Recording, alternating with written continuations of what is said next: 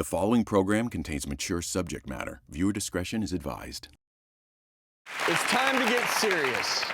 Laundry.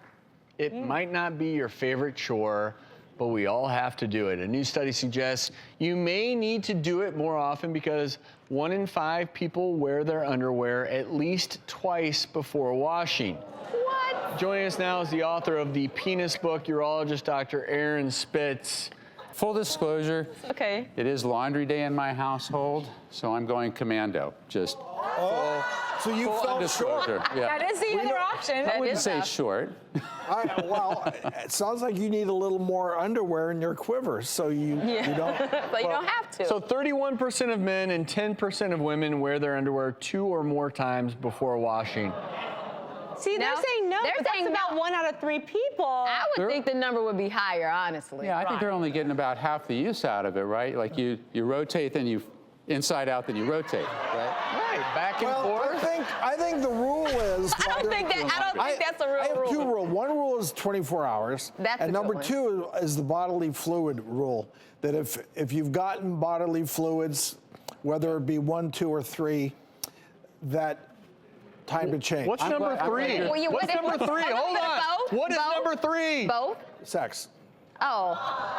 No? Are you Okay, having I'll go with sex in your boxers? I'm like. Well, no, but Like, if you have sex, then put your underwear on without you haven't totally. Proper wiping. But It's a my dry thing run, is, yeah. everybody's grandma told them, like, you have to change your underwear because if you get in a car accident and they have to take off your clothes, you need to see everybody. Like, of all the knowledge, before you leave the house, that's the one thing they say. You know what? The only Good people grandma. clapping out there are women. I don't think we men think about that. Like, You know, somebody's going to check my underwear. Grandma, I've I'm actually telling- worn somebody else's dirty underwear. No way. Now, that's just, You know, I that's got next 3 level. boys in my house. They're all my size, and you know, I ran out. I grabbed somebody else's. Turned out he had already worn it. It was. Yeah. So, Well, at least it's your progeny.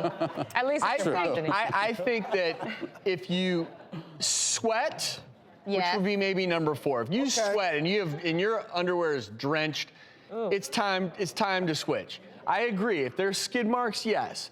If you accidentally urinate, yes.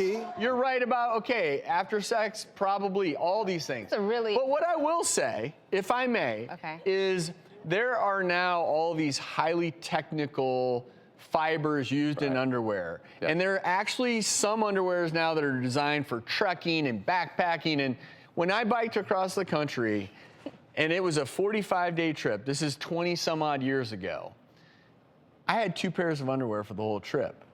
And I was washing them in creeks, and because that's just the reality. Oh, but And you washed them.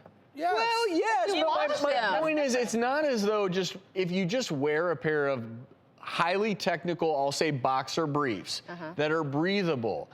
The truth is, if you're not doing any of the things I mentioned, like sweating profusely in them, they are fine to wear for a couple days if you need to. But we act like if you ever wear your underwear more than 24 hours, that you're the most disgusting person on earth.